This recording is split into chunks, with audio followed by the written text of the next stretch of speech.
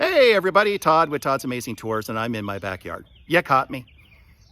I thought that I would just step outside here in my backyard. By the way, that's one of my Nigerian goats. I know you're gonna get bored of listening to me and you're gonna start looking around back here. So that's one of my Nigerian goats. They're awesome. If you're not familiar with them, if you own property, get a Nigerian goat. They're like a cross between a cat and a dog, really. And they're super smart. Anyway, what was my video about? Oh, that's right. Antelope Canyon. We all have experienced the pandemic for the last 2 years. I'm doing this video in the middle of March. I think it's like the 14th of March. So it's almost to the day that all that stuff happened. So we're 2 years past that. Unfortunately, Antelope Canyon is still under several tribal mandates. One of the mandates, and the most predominant one, is the limit on access. They're at 50% occupancy right now. They're trying to keep the crowd small. They're trying to keep the social distance thing going. And the only way to, sorry about the fly, the only way to really make that happen is to do 50% occupancy. So in a nutshell, what was available pre-pandemic, half of that is available today, which makes getting in super, super tough.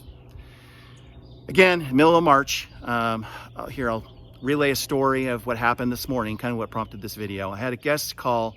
They were really excited about doing a 2-day tour where we do the Grand Canyon day 1, Antelope Canyon day 2. And I went and I looked and I couldn't get them tickets. There was a party, it was a family of 5. I couldn't get them Antelope Canyon tickets. And not just during their time, and they wanted to go at the end of this month, end of March.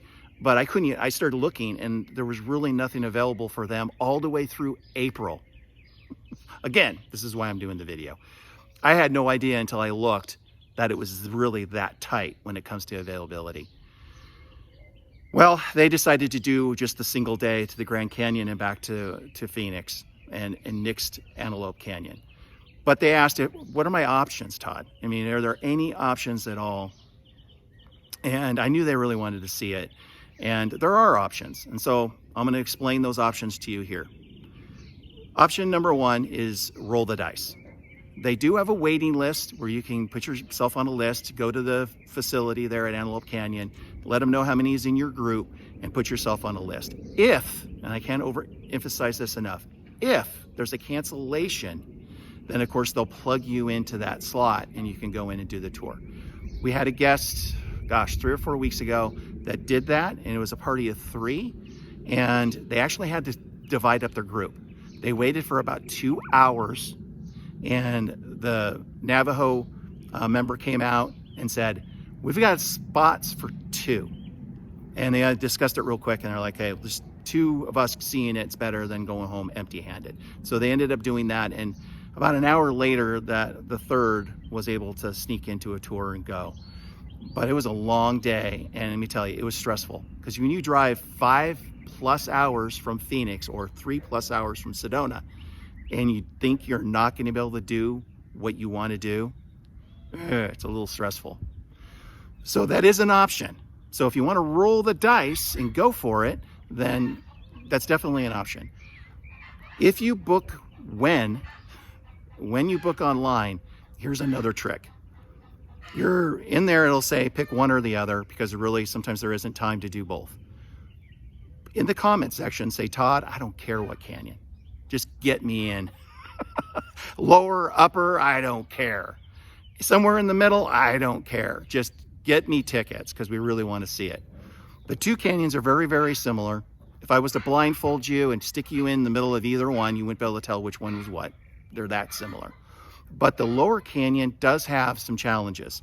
There's some ladders, there's some stairs. So if you have, if you have somebody in your group that has a mild physical challenge or a moderate physical challenge, lower is probably not going to be your best choice. So put in there, Todd, I wish I could open it up for both, but I can't.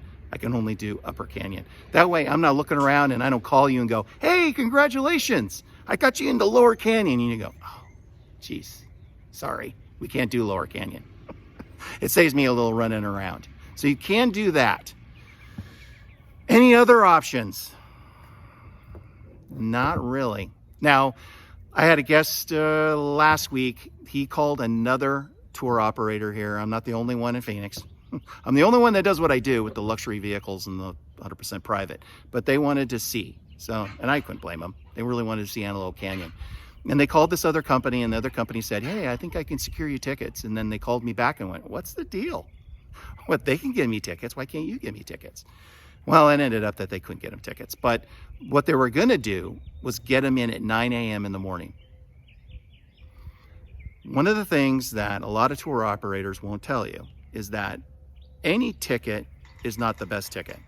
You want to have your tickets between 11 a.m. in the morning and ideally 3 p.m. in the afternoon. And the reason is the sun, this thing. The canyons are very deep, they're very narrow, and the sun has to be at its highest to kind of peek down in there. And if you're in there at 9 a.m. in the morning, the sun's just too low to do that. Now, the canyon is beautiful. And I've had guests say, I don't care what time it is. I just want in the canyon. And I'll do that for you. But understand that the best time to go in is between 11 and 3 p.m. And nothing really is available pre-book for those. You would have to sit there and wait and hope for a cancellation. Again, roll the dice on that. Do a little gambling on that.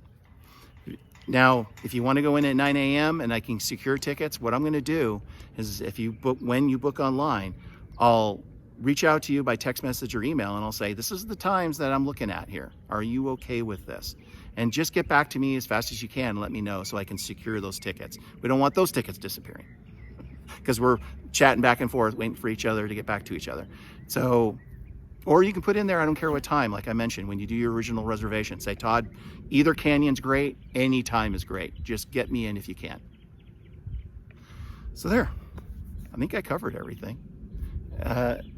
She is about a year old. Actually, last March, she was born, along with 9 of her brothers and sisters. That's a long story there. My wife brought a buck in to our property, and he was a worker. He ended up getting several goats pregnant, and of course, they each have 2 each, and before you know it, it's like rabbits. So if you have any questions about anything, please reach out to me. I literally live on my phone. I take video on my phone today, and I actually live on my phone. So if you have a question, text me. That's usually the fastest. Or of course you can call, go old school, just give me a call. And if you have any questions about Antelope Canyon or anything like that, I'd be happy to explain it to you. I want you to be 100% happy. I'm not in the business of giving out disappointment, which is why I wanted to give everybody a warning with this video, just how challenging it is to get tickets at Antelope Canyon right now. Who knows with May and on could be great. They could open it up to 100%. Who knows? It's kind of that great pandemic unknown. But right now, it's just super tough through April. All right. Well, again, thank you for tuning in. And if you do have a question, give me a call. I'd be happy to answer it. Bye-bye.